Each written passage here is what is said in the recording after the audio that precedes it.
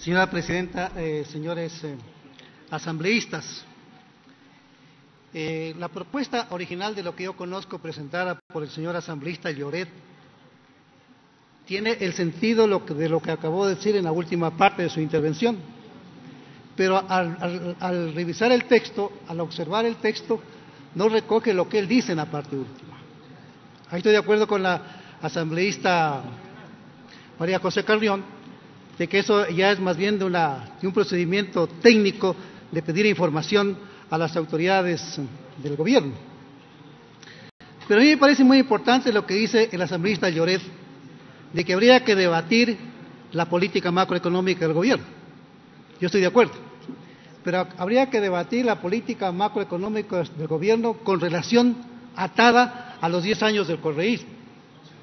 Porque en la resolución original que presentó el asambleísta Lloret, a él le preocupan dos cosas: el tema de la reducción de los subsidios y el tema de la reducción de las inversiones por parte del sector público. Eso es lo que le preocupaba a él y que ahora ya no está en este proyecto de resolución. Muy bien, entonces volvamos hacia atrás.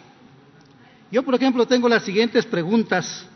Yo pensaba que estaba todavía vigente la propuesta original del asambleísta Lloret. Entonces yo lo que quería es plantearle a la Asamblea que, por ejemplo, si vamos en esa línea de analizar lo que es el comportamiento del presupuesto general del Estado para el año 2019, yo quería plantearle que recoja el asambleísta Lloret 3 incisos. El uno dice lo siguiente: que se informe y se explique al Pleno de la Asamblea Nacional cuál es el impacto de la deuda pública en el manejo del presupuesto general del Estado del año 2019, y si ésta constituye la principal causa del déficit fiscal de este año. Esa, por ejemplo, una pregunta. Segunda pregunta: si la deuda pública es la principal causa del déficit fiscal, que se informe al Pleno de la Asamblea Nacional la evolución de la deuda pública en el periodo 2017-2019, ¿ya?, y las condiciones de pago aceptadas por el Estado, plazos, tasas de interés y nombres de los países e instituciones acreedoras. Acaba de mencionar el asambleísta Lloret el caso de Goldman Sachs. Bueno, el que abrió un crédito con Goldman Sachs fue el gobierno del presidente Correa, entregándole nada más y nada menos que 13 toneladas de oro del Banco Central, ¿ya? Y que prácticamente el país no está siendo informado exactamente qué pasó con el oro que hipotecó o que prendó el gobierno de Correa al Goldman Sachs. Entonces, una tercera inquietud: y si las condiciones de pago aceptadas por el Estado, plazos, tasas de interés y nombres de los países e instituciones acreedoras. Finalmente, los recursos adquiridos a través de la deuda pública fueron destinados a proyectos de inversión o al gasto corriente. En los casos de los proyectos de inversión, que se indique en cuáles y los montos invertidos, así como los beneficios para el país. ¿Saben cuánto era la deuda, estimados asambleístas, en el año 2010 del Ecuador? Era de $8.000 millones aproximadamente. $538 era el endeudamiento por cada persona en el Ecuador. ¿Sabe cuánto ya al final del gobierno de Correa? $62.000 millones, ¿verdad? Y la deuda de cada ecuatoriano al término del gobierno de Correa era sobre los $3.500 millones cada uno.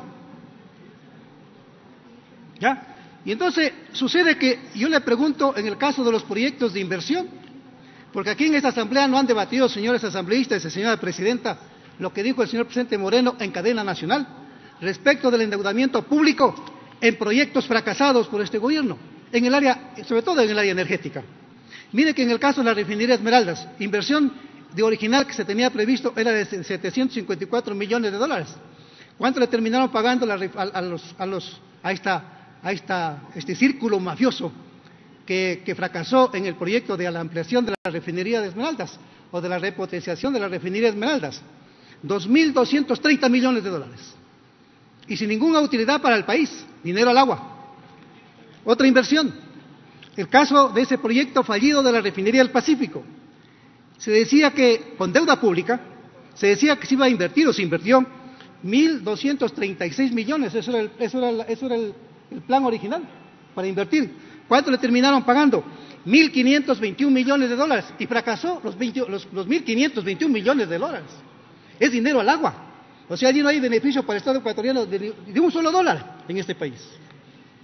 Luego viene una tercera inversión del poliducto Pascuales-Cuenca, obra fracasada, obra que está en peligro de colapsar, de causar un incendio en esta república por derrame de diésel, de gasolina o de gas. Esa obra se la calculó en 250 millones de dólares y le terminaron pagando 623 millones de dólares. ¿En qué tiempo? En el gobierno de Correa.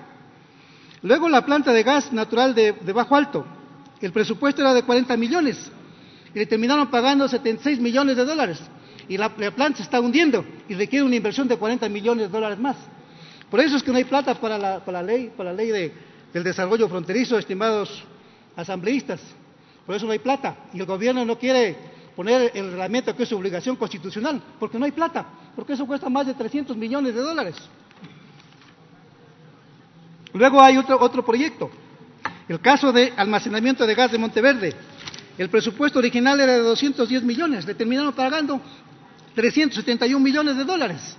Luego vino Coca-Cola Sinclair, un proyecto que se pensaba que la inversión era de 1.000 millones de dólares para producir 850 megavatios hora.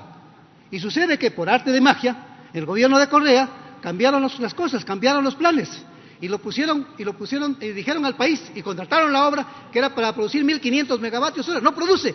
En el año 2017 yo tengo los datos, 500 megavatios hora. ¿Cuánto le terminaron pagando? 3.200 millones de dólares. Entonces, ¿qué sucede? Señores asambleístas, señora presidenta, vamos a hablar de las cifras. Hablemos de las cifras en este país, de cómo se manejó la deuda pública en el gobierno de Correa, de cómo se invirtió la deuda pública en proyectos fracasados, que no tuvo ningún beneficio al Ecuador. Sobre eso, entonces debatamos cosas de fondo. Y a mí me parece, así como está planteada esta resolución, en verdad no procede.